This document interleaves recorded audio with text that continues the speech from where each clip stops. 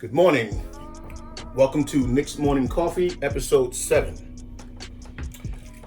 Today we're going to talk about Knicks Media Day. Well, actually, we're not going to spend too much time on that. We talked about that yesterday. But, today's the first day of training camp. And in all reality, the first day is not real training camp. The first day is really just for a chance for the coaches to just get their message out to the players on the kind of system that they want to run. And each team will just be doing plays. They'll be running through it a little bit vanilla because nobody wants, the whole world to see what they're going to do.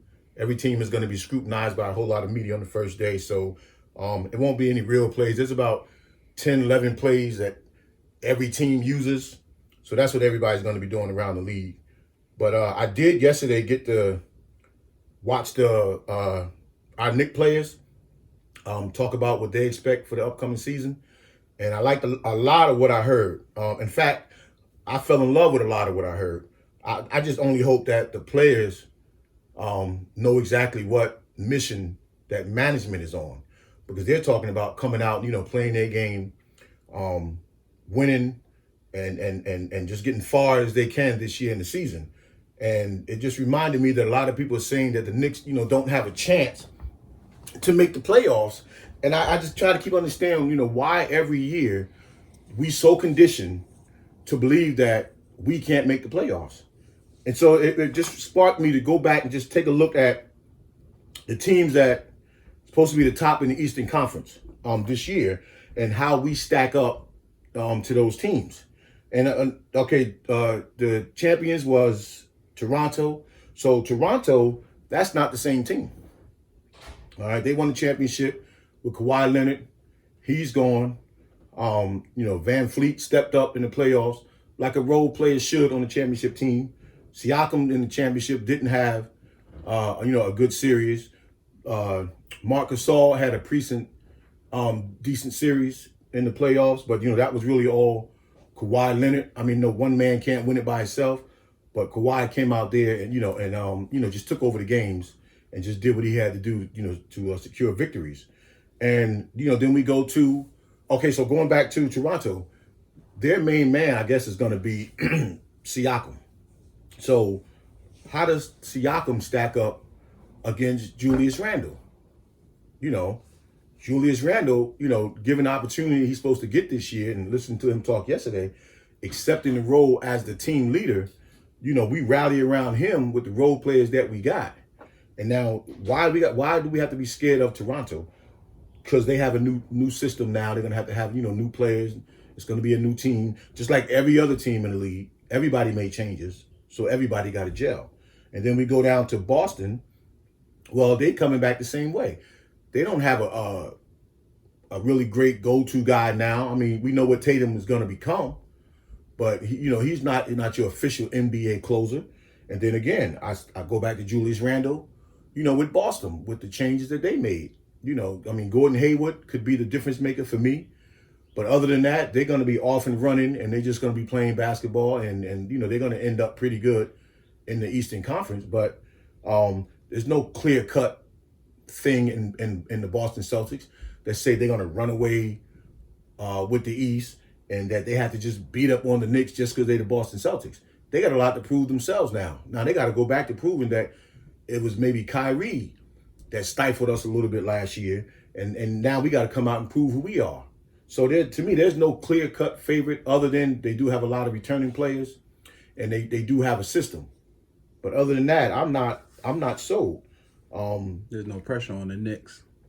Nah, there's no pressure on the Knicks. No, you're right about that. But what it is we brought in a lot of players on these 1 year and 2 year deals, and they really 1 year deals. So the pressure for them on the players is that I still got to perform so that I can get a contract next year. And everybody we brought in would be picked up no matter what the Knicks did. Teams are going to want those players. Milwaukee Bucks. Okay, Giannis, we know what he can do. Now, that's a good team. Now, they lost, Brogdon, that's a big loss. But, again, the ball is pretty much dominated by Giannis, and he got some nice pieces around him. I love Middleton, Lopez, and now you got two Lopez. So they're gonna be there, and I would worry about them right now more than the other two. Philly. Okay, Philly seems to be most people's clear-cut favorite to come out of the East, and rightfully so. With Embiid and them guys, but I'm not saying that we're gonna do better than Philly. But what I'm saying is that Embiid, to me, he has some of that Shaquille O'Neal in him, where he can dominate a game, and then he also has a lot of that Dwight Howard in him, where he play around too much, So, I wouldn't even be surprised with, guys like, Jimmy Butler and JJ Redick, now that they're gone, some of them probably going to expose some of that. The man just can't stay serious for 48 minutes, on the court. But not to take nothing away from, his talent. He's definitely one of the futures of the NBA. But again, Philly will probably come out of the East. I'm not one of those analytical guys. We said all this last year about Philly and all these teams are going to come out. Toronto won. Yeah, because analytics don't know. Okay, analytics, it's helpful in the NBA and the growth of some teams, but they don't know who's going to win. They don't know when somebody step on the court that day, what's in their heart, So Philly going to be up there, but again, that's one team. Indiana, who, when Victor comes back, now that's going to be my surprise team because they have a lot of elements, sort of like Toronto had, that can propel them, up there in the standings. So, again, not nothing that I'm really scared of, other than that they already have a system. And then you got the Nets and Detroit, who Detroit could make a little bit of noise this year, with a healthy Derrick Rose. But again, I'm not sold. And then on the Nets side, the Brooklyn Nets side, I don't, y'all just go ahead and live your life and stop worrying about us and what we doing over here and trolling, the Knicks and, Ditwitty or whatever the heck his name was, Ditwit, we should just call him, thinking that, got the media thinking that, y'all really was that good and had that kind of plan to go out and land some big fish. But, y'all were a bunch of journeymen over there with the Nets that nobody else really wanted. And just somehow, some way towards the end of the season last year, y'all just kind of clicked and started hitting all them threes. And that makes you play a little bit better defense. So, kudos to y'all for getting into the playoffs, but y'all didn't really do nothing special last year. I mean, making the playoffs is special, but come on. Them guys, y'all got Kyrie and Kevin Durant and who's the guy that left us? The center that left us because he wasn't playing. So he goes back and badmouth. What's that center we got from the Clippers? We got him from Dallas Jordan, now. DeAndre Jordan. So you go back and you badmouth us because we put you on the bench for Mitchell Robinson. But what you think the Nets are going to do with, what's his name, Jared Allen, whatever it is? What do you think they're going to do with you with him? That's their center. So you're going to be back in the same spot you was in with us. But y'all didn't do nothing, really special. Kyrie running over there thinking that you're going to hide from your mistakes. That same media that you running to hide from is only right across the water, brother. So they're going to find all your faults and they're going to expose them, So you might as well have came over to the Knicks and at least you would have had the fans on your side. But, good luck to you. But again, in the rest of the Eastern Conference, it's just a lot of regular teams and categories that they try to put us in. But it's just the point that they always try to make it seem like when the season starts, that we just don't have a chance. Like we just don't have nobody, like they don't even really try to talk about what Mitchell Robinson is becoming right under our eyes, and I hope the Knicks, did their due diligence, because to me, he can be just as dominant as any other player in the league, but he also, bring in Amari Stoudemire, bring that man off the high post and let him turn, and he has a jump shot, and let him hit that or drive to the hole the way Amari, did, take him down to the low block, let him get his two little dribbles and then his semi-spin move off the glass. The man is 7'1", jumps out of the gym. So when he shoots the spin move down low, the rim is 10 feet. He's going to be about 14 feet up there. So you're just banking it off the backboard. And that's a shot that nobody really, can't stop. And, then there's the jump hook. Give him Patrick Ewing's old jump hook. Just little things in the repertoire. We don't just want to have him, rim running. There's some things that Mitchell can do. And people, I think, kind of forget that coming out of college, he was right up there with, Aiden and all those other, great players that came out in that draft. It's just that because he left college. I seen him, remember Joey, we saw him in the Jordan brand at the Barclays Center. He played in the McDonald's All-American. I mean, this guy's somebody to be reckoned with. So people act like we don't got nobody, and then you want to say RJ Barrett because he was probably before Zion took over, was going to be the number one player and all of those stuff, but still he's young. But at least Mitch is coming with a different kind of attitude and a different kind of skill set that we can use that can separate us from some of the other people in the league. And then too, it really it's up to the Knicks to decide how far we want to go. And if you're sending that message to players, like Steve Mills said yesterday that, next year, we'll play this year, next year we'll see. Now you can't do that to grown men. Grown men who made a life for themselves in this league, they need to know what's going on. So I'm not going to go out there and break my neck because I'm going to get picked up anyway. So if I'm Morris, if I really know you don't want me, I'm not going out there to break my neck and ruin my future for you. Put into me what I'm putting into you every day when I go out there and practice, and playing games. Give me the 100%. Especially if you're saying all these players want to be here, then show them that you want them to be here. Yeah. No, you're right, because they want to be there. Because, I mean, come on, it's New York City.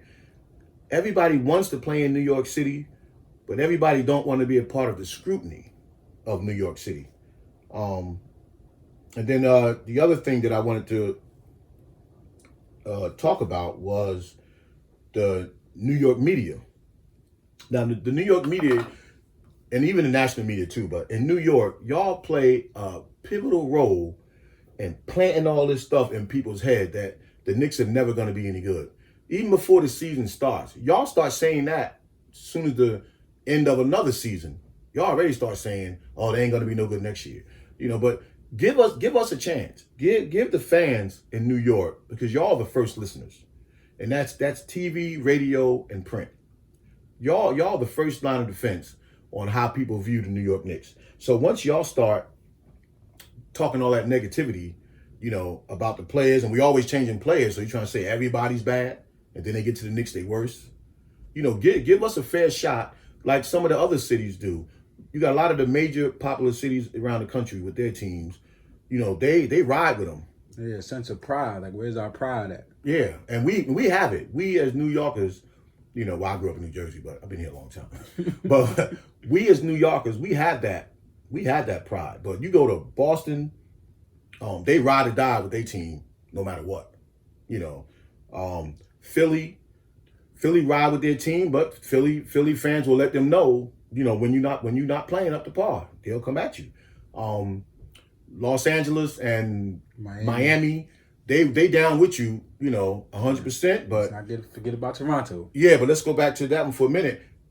Miami and LA will ride with you, but if you're not doing right because the weather's too good, then they got so many other things they can do on the outside. And then Toronto, you already see what happened with that. With Jurassic Park, they there no matter what. They could probably go 0-82, and their fan. They ain't saying that's always right, but still, if you riding for your city, then ride for your team.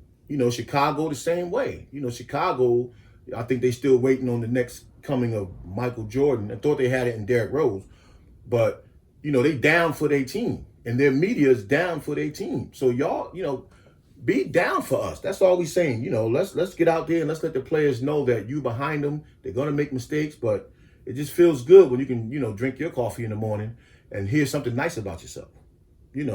So that's just some of the stuff that I want to talk about today. Just a little bit of a rant, but let me get out of here before I get too crazy. So, like always, tell me what you think. Like, comment, subscribe, and folks, I need them, subscriptions. So, hit the bell and, again, just see what I'm doing over here. And we're going to be all season long with the Knicks. So if you're a Knicks fan, just check me out and let's take it from there. All right. Y'all have a nice day. Peace.